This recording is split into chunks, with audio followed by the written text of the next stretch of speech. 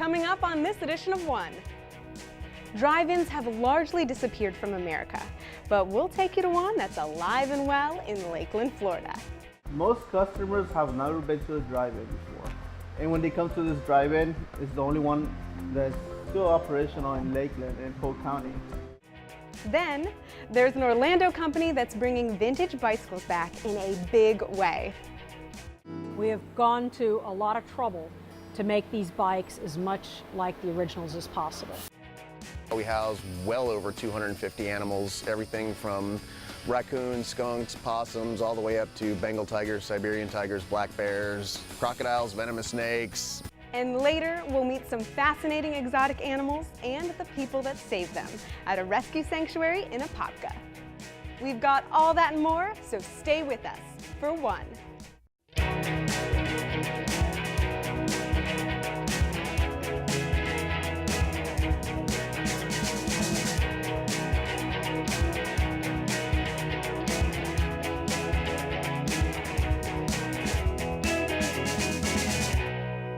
Hi, I'm Amy Lo Cicero, and welcome to One, a show about the people and places that make Central Florida special. Later on in the show, we'll go to school at Pest Management University. But first, let's go to the drive-in. The Silver Moon Drive-In Theater opened on April 14, 1948, and was the first drive-in theater to open in Lakeland, Florida.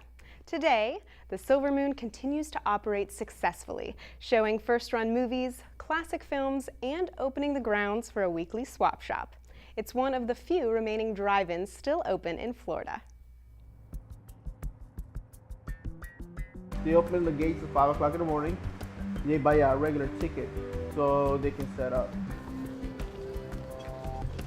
Most people that want to have something to do, they come in, and most of them are just regular customers, like their local neighbors that can come in and set up and sell anything they would like to sell.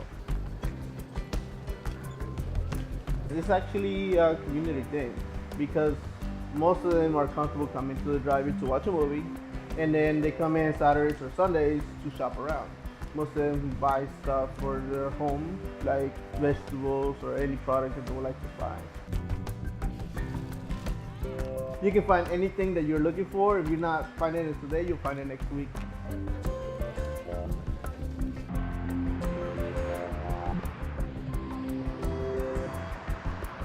Most customers have never been to a drive-in before.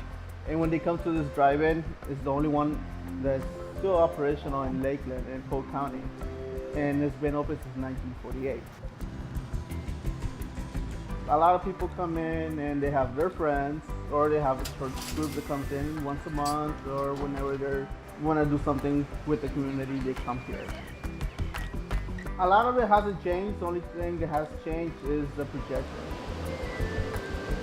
So it's better quality. People don't have to squirt their eyes to see the movie. We try to keep everybody happy. Sometimes they play a classic movie, and sometimes they play a new movie. Every week we have different things going on. So you will sit, listen to it in the car radio, or you can use the speakers that we use for sound. Mr. Harold Spears would like to keep it going as a classic drive-in theater, but with the new age of high definition. For me, I think it's the experience. When I was smaller, I came here, and it was like, you can drive in with a car, you can actually eat, or you can go to the restroom without bothering anybody because you're getting up and blocking their view. A lot of people that you don't think about are nearby, and some people come from long places like Orlando, West Palm Beach, or anywhere else around here, just for the experience of a drive-in theater. There are only 6 drive-ins still in business in Florida. The Silver Moon Drive-In's goal is to keep this classic American experience alive for as long as possible. Whether in flight, in the water, or at your bird feeder, our feathered friends are everywhere. Birders in Central Florida are treated to some of the best bird watching in the country. We caught up with some local enthusiasts on a Space Coast expedition who shared with us their love of birding. Well, there's as many ways to birdwatch as there are bird watchers. Some of the people who are here for the convention are working on their year list. They want to see as many birds in 2014 as they possibly can. So they're covering ground, going to different spots of Central Florida where they can get a bird that is going to be hard to find in other places. Especially in the wintertime, this Merritt Island National Wildlife Refuge and all of Central Florida is one of the premier birding areas in the whole entire southeast United States. There's very few places in all of the United States where you can see a flock of roseate spoonbills in the middle of winter. We get thousands and thousands and thousands of ducks that come down in winter here. We have warblers, we have vireos, we have sparrows, we have a lot of hawks. Today, it's been thrilling because for the last 3 days we've been finding caracara that apparently has paired up, and we believe they're building a nest. It's the vast amount of birds we get and the various variety. The cool thing about here is, like, we have the St. Johns River, which is fresh water. We get out in the estuaries and we get out into the ocean. There's going to be 3 entirely different communities of just water birds. And then we have different kinds of forests here. We have different kinds of grasslands. And each of those brings us a unique little group of birds.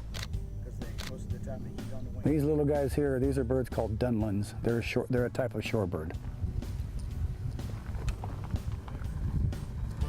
They're coming through on migration too. That's our largest tern. That's called a Caspian tern. It's a huge orangish red bill. That's an adult. And then along here in the mangroves, hear a little, kind of like 2 rocks being rubbed together. That's a little warbler that's a year-round bird called a common yellowthroat. Everybody is thrilled about certain species. Certain species are a magnet. There's no other state in the United States and no other place in the known universe where you can find Florida scrub jays. I was able to do what's known as pishing, and all I did was make a noise like this.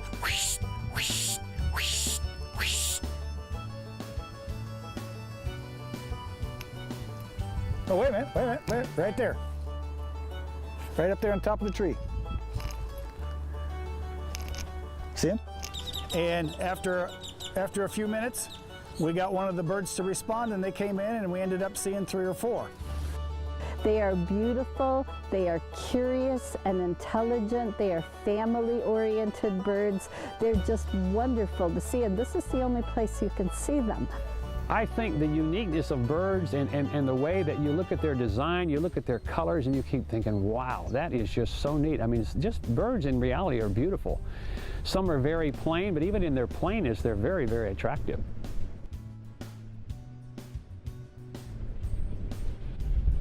When I was a little girl, I never saw Baltimore orioles that were almost certainly there. I never saw the chimney swifts flying over or the fall nighthawk migration.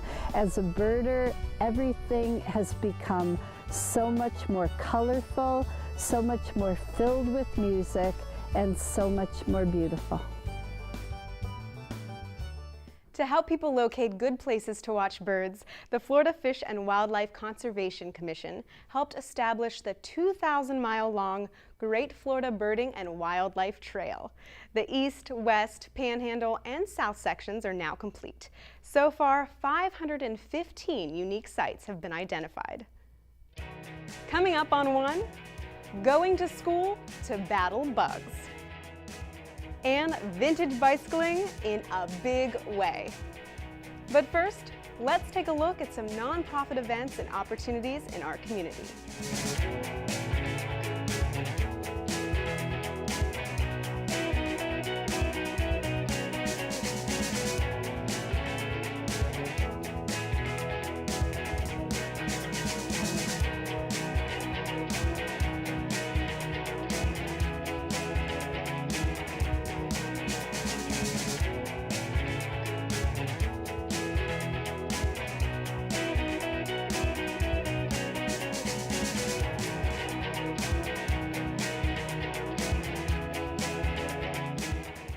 Do you know of an event coming to Central Florida that will benefit a charitable organization? Drop us a line at 1@wucftv.org and tell us about it.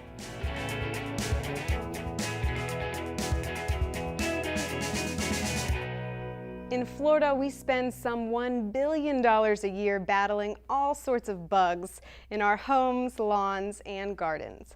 Well, odds are that before the exterminator comes out to your house, they've gone to school at the Pest Management University in Apopka. We come around this side and you see we switch from brick over block to rock over block. It's another void space situation, but at least we have this stuff down at the bottom that's called termite shield. Termite shield does not work. It just doesn't work. We have probably 31,000 technicians who do pest control in the state of Florida, 6,000 certified operators and 4,000 pest control companies, and there isn't any really standardized training. Florida has the largest pest control industry in the United States, and we did not have a facility to do the training at. Remember, we're in Florida. Termites in Florida, eastern subterranean termites, they eat what? Southern yellow pine trees. We build a house out of 2x4s that's made out of pine trees, and then we put pine bark around it. So what are the termites going to eat? What you put back. It's such a unique training environment here because you can actually get to do not only the lecture and learn all about the insects that you're trying to control, but you can actually practice doing it with your hands-on demonstrations. Practical applications that work and been tested in the laboratories, and so they know what works and they know what the right way of doing a treatment is and how effective it can be. Florida has 1 to 2 new pests that come in each month and become established, so we have to keep ahead of them. There isn't a day that somebody doesn't deal with some sort of pest issue, and the fact that people are invited into their homes to take care of these, they want qualified, trained personnel to do the job, and that's what this facility and these instructors offer. In pest control, this is how we have classically presented how to identify things in the field.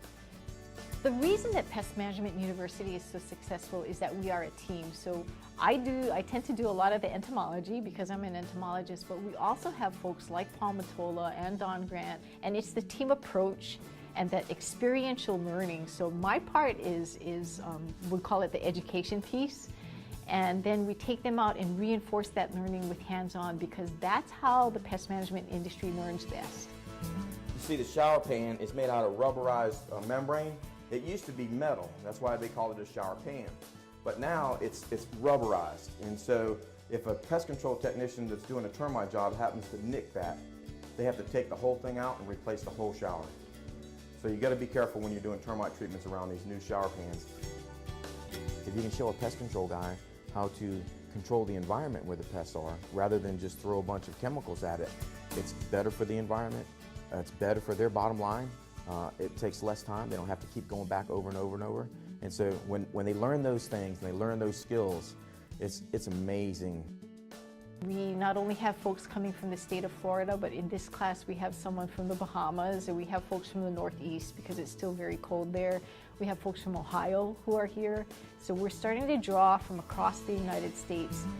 It's not just pest control operators who are coming. We provide training for the Environmental Protection Agency.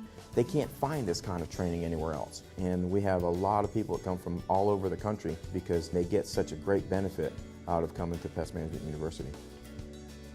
I love it when I see a new technician or even a seasoned technician really say, I really understand why I'm doing what I'm doing. It's not just I'm putting out pesticides. I'm really understand why we do what we do to control the insects. It is the hands-on portion, and we've really become this generation of passive learners, and pest control is a very active learning type of career, and it can be a very good career for those who choose it. Florida does boast the nation's largest pest control market, employing some 30,000 people.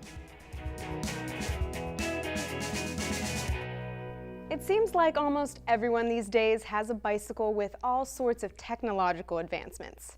Well, back in the 1800s, the bicycle was a pretty simple machine with a much different look. Victory Bicycles in Orlando is trying to bring back that slice of Americana.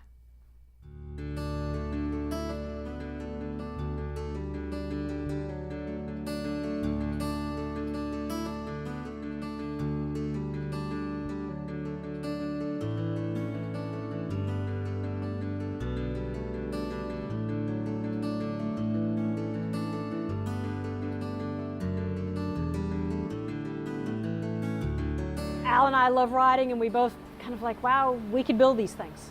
With his machining ability, my ability with building bicycles, my experience from building bicycles, building wheels, being in the bike business, just started making them. We need each other. I'm a good machinist. I've been doing it all my life. I'm able to make most of the things in metal. Diane is truly the best bicycle mechanic I've ever seen. I've never seen a better wheel builder. Between the two of us, we make a pretty nice bike. We set the angle of the head, and it's got to be exactly 6.5 degrees. We have gone to a lot of trouble to make these bikes as much like the originals as possible. All these parts are made here in this shop, with a few exceptions, because that way they're done the way we wanted them to be done. There's nothing on this bike that we don't make. We make every piece. Nothing is interchangeable with a modern bike. It's all uniquely high wheel. So if we need spokes, we have to make our own spokes. Each spoke is individual for the size bike it is, of course. There's a lot of work involved to it, and what we've tried to do over the past 10 years is make them better. Most people, if you're a current bicycle rider, if you like to go out and enjoy riding all the time, you can hop up on one of these and I could probably have you riding in 5 minutes. You step up onto the seat and away you go. It's heavier. These bikes weigh about 45 or 50 pounds. Today's road bike is 18 or 20. You have no aerodynamics. I mean, you're in the wind. When the wind blows, you can feel everything. So they're not fast. It rolls very smoothly. Bumpy roads really on this bike, Winter Park brick streets, no problem at all. It'll kill you on a road bike, it's fine on this bike. The difference between riding one of these and a road bike is about 4 feet, actually. 4 feet of altitude. But as far as actually pedaling the bike and riding the bike, there really isn't a difference.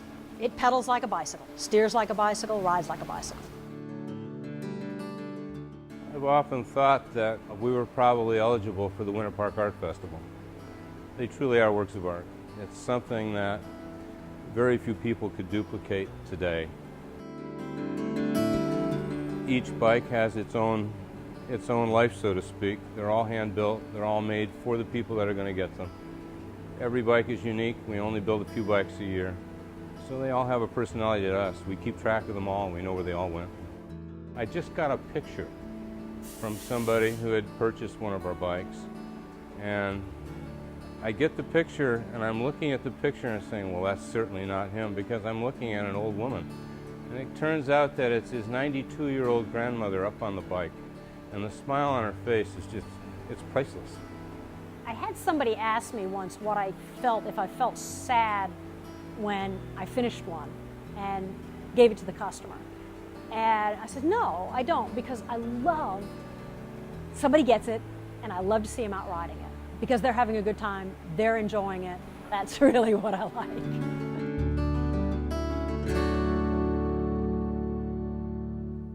Each of these classic bicycles costs around $4,000, but the riding experience is said to be priceless. Next on One, you'll meet some big and exotic animals. But first, let's check out some more upcoming nonprofit events from around the area.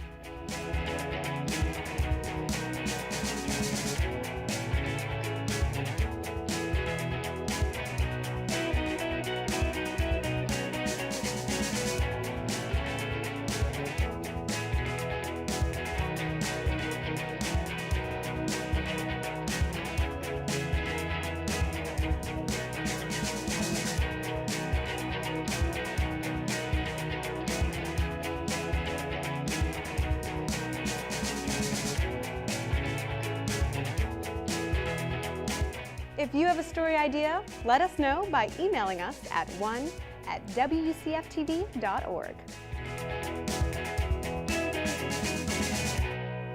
There's a wildlife sanctuary in Apopka that's been rescuing exotic animals for over a decade. The sanctuary not only houses big cats, bears, and alligators, but also educates people about what makes them unique. We recently got to meet a few of these majestic and fascinating creatures.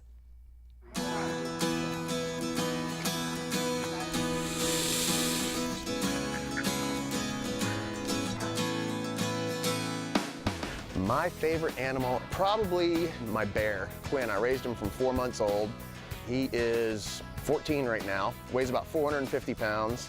He's my baby. He's just a big baby boy. I can still go in there when I feed him, he rolls over on his back and I can scratch his belly. The CARE Foundation is a nonprofit wildlife education facility and exotic animal rescue. And right now we house well over 250 animals, everything from raccoons, skunks, possums, all the way up to Bengal tigers, Siberian tigers, black bears, crocodiles, venomous snakes, birds, all kinds of stuff. As far as where the animals come from, they come from all over the place. From exotic pets that people get that they can't take care of, to breeder surplus, confiscations we do with Fish and Wildlife. They come from all over different walks of life. We really don't do domestics because there's so many places that can handle them. So we try to specialize in just the exotics that are hard to place or that require special licensing. As far as the exotics or anything like that comes in, they're all permanent. We get Burmese pythons in, we get alligators, crocodiles, you know, the big cats, and everybody says, what are you going to do with them when they get bigger? Well, we build them a bigger enclosure. So it's not like we're going to place them out somewhere or try to send them to a zoo. Zoos don't even take those animals anymore. So yeah, they're here with us for life. I actually used to train animals for film and television, and I was in sales for about 10 years, and I got bored with it, and I wanted to get back into animals since I spent my whole life doing it, and that was back in 2001, and I've been here ever since. We do birthday parties for children, we do corporate events, we work with tour groups, we work with churches, and what we do is we have a special group of animals. Every time we get an animal in, we evaluate their personality, and we let our volunteers work with them to see how they're going to work with other people. When we do our education programs and all that, we like not just to hold an animal and, you know, have somebody say, oh, this is a raccoon. We actually like to demonstrate some of the things that they can do. So we'll teach them certain tricks based on their species and what their attributes are that we can demonstrate to people, like, you know, these are the cool things about these animals. This is some of the things they can do that other animals can't do. All right, pal. The CARE Foundation welcomes volunteers who can help care for the animals and the property through daily cleaning and feeding. You can visit them online at thecarefoundation.org to learn more. That's all for this edition of One. I'm Amy Lo Cicero. Thanks for watching.